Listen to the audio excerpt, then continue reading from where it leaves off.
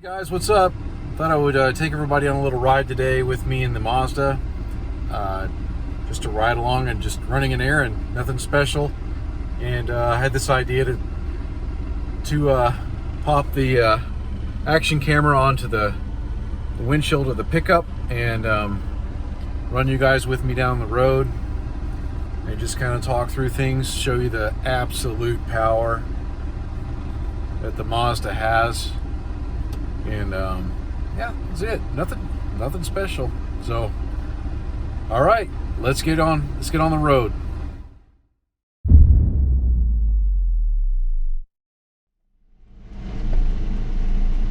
All right, guys, we're gonna try this again. I attempted to record my trip and didn't record any sound, so hopefully we get it done this time.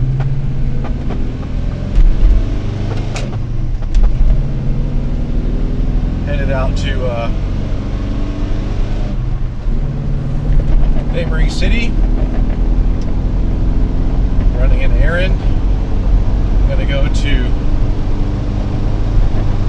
a place called Brahms. For those of you who know about Brahms,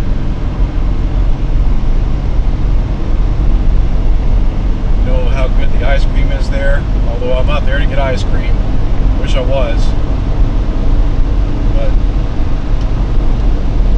did some other errands. But I thought I would take the time to just get out of the house and go for a nice long drive, yak at you guys for a little bit. This is absolutely well out of my way go here to this particular location, but again, just for my personal sanity, I guess you could say, I want to get out. So just an update on the Mazda. Right now I'm cruising around 65-ish miles an hour. It's running really smooth. AC's going super cold. And no drama. It's all good to go. So the repair I did with the rod bearings is holding out just fine. Brakes are doing really good. Stop straight, stop smooth. Shocks are good. The shocks are a little bit, frankly, a little bit rough riding, but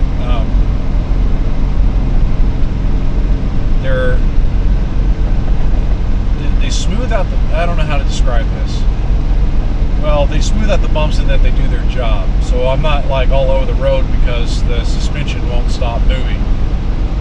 It's just that when I hit the bumps, definitely can feel that shocks are there. So, and that's probably because of the type of shock I got. They're really meant to be for a firmer ride. I'm okay with that. It's not the end of the world, just definitely feel it.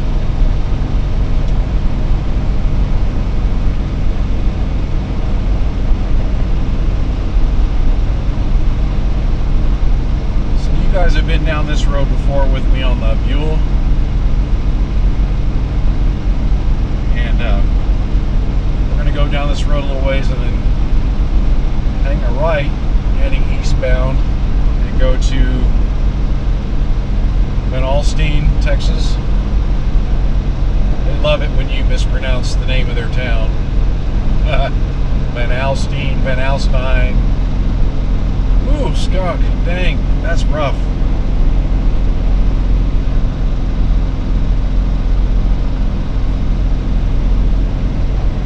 Person in front of me doesn't know what the speed limit is. 70 miles an hour and they're going 60. Happens a lot. And unfortunately, I do not have the horsepower to pass. So I'm stuck. And that brings me up to kind of what I wanted to talk about regarding the Mazda and its future plans, and really wanted to poll you guys' opinion on.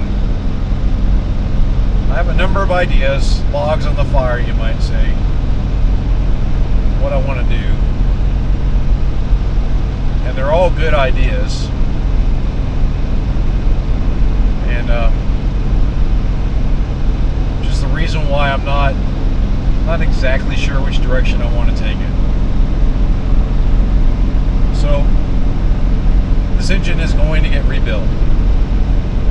And when I rebuild it, I'm going to use high quality parts. There are cheap engine rebuild kits, cheap as in inexpensive. The quality is probably fine. These kits come with a cast piston stock, compression ratio, which is like 8.5 to 1. And obviously, you know, stock rings, and it's, you know, just the whole kit, bearings, everything. It's a full rebuild kit.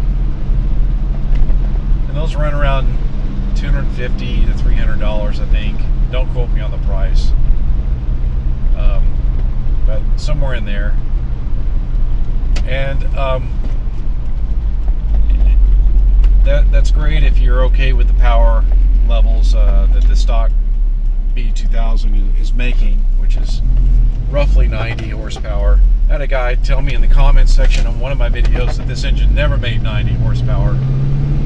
It made close to 90 horsepower per Mazda specs, so manufacturers do lie, but anyways.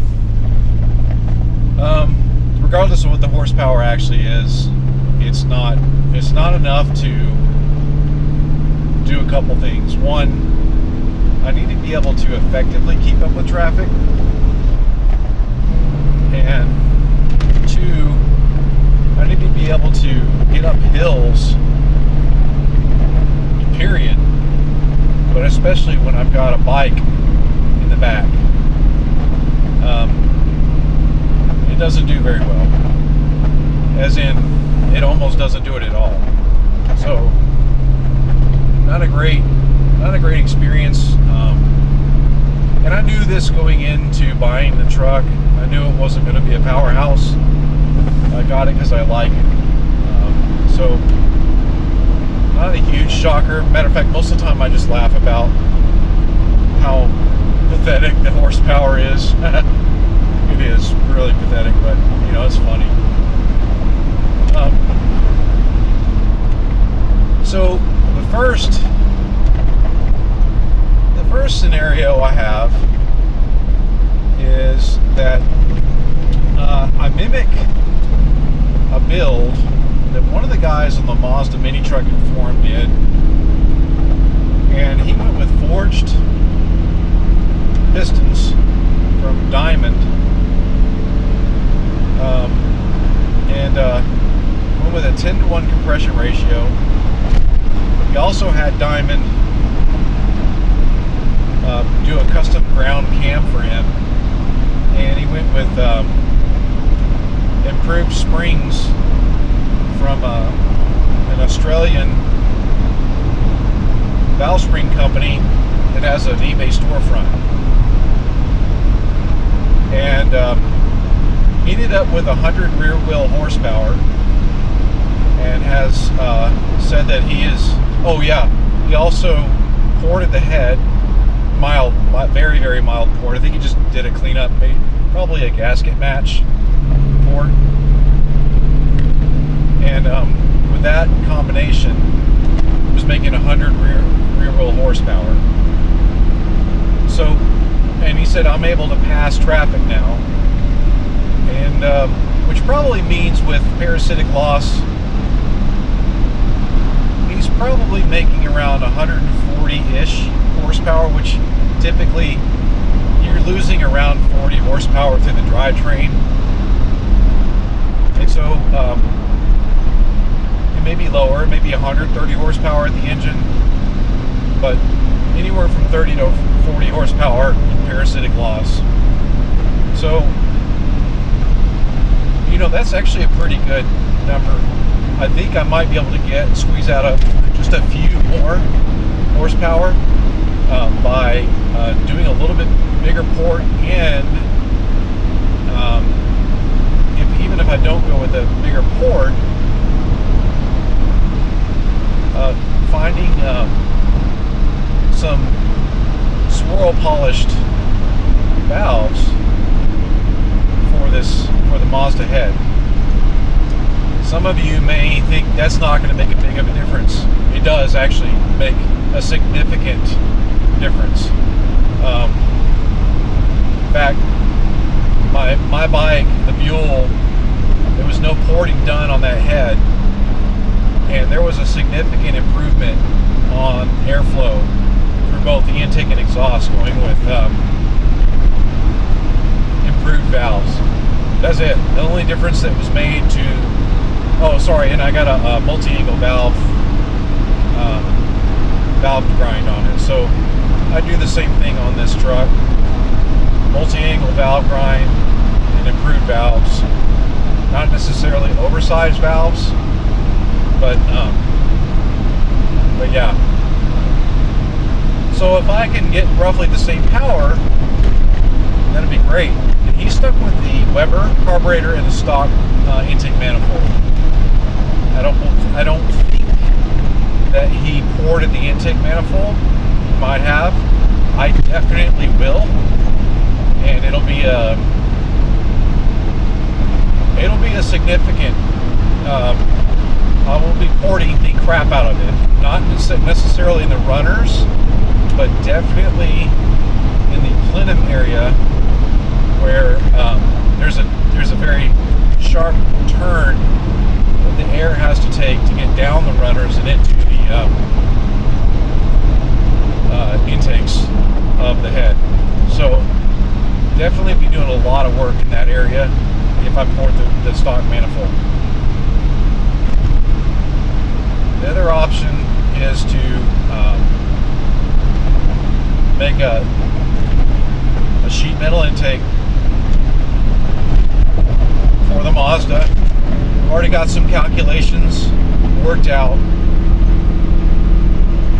and plans for that. And with that sheet metal intake, I can have some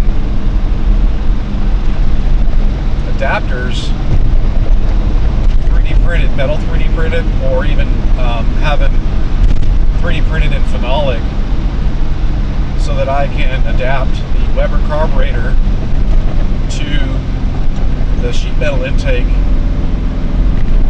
but have it default with a Holley bolt pattern for a Holley 2-barrel, so that I can upgrade to a Sniper later on and potentially end up with significant horsepower increase, as much as 20 horsepower, switching to injection. So that's build 1, version 1, with option for upgrade with the sheet metal intake and injection.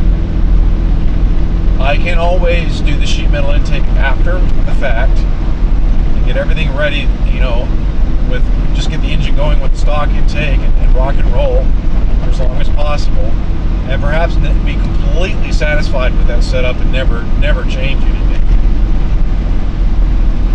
or do the intake manifold completely separately and upgrade it to a point, and then eventually get to a Holley Sniper injection kit. And go. It's expensive to do the injection, and that's the reason it's not an all-in-one kind of scenario. Option 2 is turbo.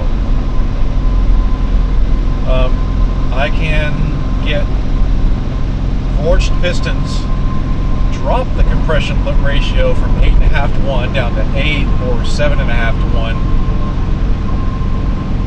and a turbo kit, and do a turbo kit for or switch to a turbo setup for this engine, and definitely wouldn't save any money going that route, because I would definitely be switching to injection. I would not want to do a blow-through carburetor setup, even though you can do that. You can modify a Weber to do that. I don't want to deal with that. I'd rather have injection, so that I have very consistent air-fuel ratios and so forth. That's probably double the cost of what I'm talking about with the NA setup, but could very easily get around 200 horsepower with that engine. That's more than enough. And with the turbo setup, the engine would not be working very hard to do anything I'd asked it to do at all. And I would probably end up getting a lot of mileage out of that setup, meaning longevity. Probably gas mileage too. I'd probably get fantastic gas mileage, and probably fantastic gas mileage out of the other high compression engine, just because I have an efficient burn and so forth, and you know, I'm not hammering the throttle all the time to accelerate.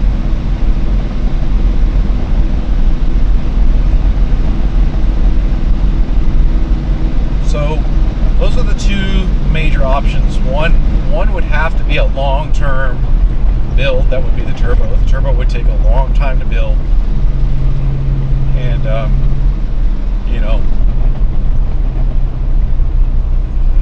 that's not ideal for the engine as it currently lives now, with, you know, rod bearings that were slapped on top of a crankshaft that needed to be turned for sure, and potentially rods that are no longer circular but more ovular. This is Van Alstyne, by the way. So back to the current engine. It's doing okay. It is. I just don't know how long it'll last this way. It could last decades, and it may not. I really don't know. I want it to last decades. That's the thing. And I know I can get it to last decades if I've done a full and appropriate rebuild on the engine with quality parts. So that's what's going on with the, you know, reasoning there. The other idea, so option 3, did I say A, B, and 3? That's perfect if I did. Anyways, third option is to go rotary, and the reason I am kind of having a hard time making that call is that the cost of a rotary is, I mean, a used rotary would be as much as a fully rebuilt turbo engine for this this pickup. No joke. So, and that's not even considering the fact that, you know, I would definitely, getting a used rotary, I'm gonna want to you know, do a rebuild, check out the housings, hopefully not have to replace the housings, definitely replace all the seals, let alone the apex seals, and you know, deal with all that. So that's, you know, additional cost. So the other thing is, it's not impossible to do the rotary swap. People do it, and it's awesome. It is an amazing experience. Rotaries are fantastic engines. Regardless of what people say, they do last a good while, especially if you go NA. But the great thing about turbos is they love boost, and so I could always turbo or boost the rotary and get even more power out of it. So there's that. The first and primary reason that a rotary engine isn't #1 choice is cost. And then the other reason that it's not a primary choice is that it would require fabrication. I am fairly certain I'd have to go find an RX-7 bell housing to mate the transmission up to the rotary. I'm like 99% certain that's the case. I haven't really investigated it too much, but I'm pretty sure that would be the situation. That's not a big deal. It's just extra cost, extra time, extra labor. And then there's the fabrication part of it where, brackets and so forth. If I can't find factory brackets that'll make everything work, I'm fairly certain that my air conditioning unit, the compressor, will fit. As long as I have Mazda brackets for the rotary engine, the compressor is going to bolt right up, no problem. So there's a lot of ifs with that. And so there's the rotary option, and I wish rotaries were as expensive as they are, but it is what it is. The things that are not on the table, firstly and foremost, is a K-swap. I have zero interest in doing a K-swap. I know people love them. They're great engines, but I want to keep it all Mazda, and I also am not willing at all to give up my R12 air conditioning system. I will not give it up. It's awesome. Anyone who has an R12 AC system knows exactly what I mean. They're fantastic.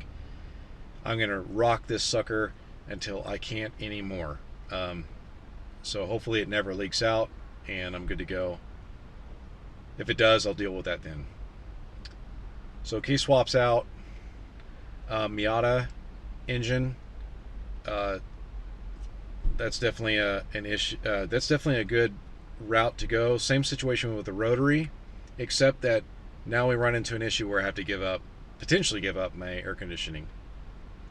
I could probably try to fabricate some brackets to make it work, but I don't know. I don't know if I could. So that's a maybe scenario with the Miata engine. And the great thing about Miata engines is there is a huge level of support on the aftermarket for them. And so turbos, ECUs, kits for ECUs, all kinds of mods, intakes, you name it, they got everything for the Miata engine. So there's that. And then another one is the I forget what the engine designation is, but it's an engine that Mazda manufactured for Kia for the Sportage, and it's a very popular swap. And I think the same scenario exists there, in that I have to figure out what to do with the air conditioning, and I'm not interested in that. The quest here is not horsepower to the extreme. It's usable horsepower and torque. And so maybe one day I turn this into a race truck, or maybe one day I buy a rolling chassis and I actually build a full-on drag truck.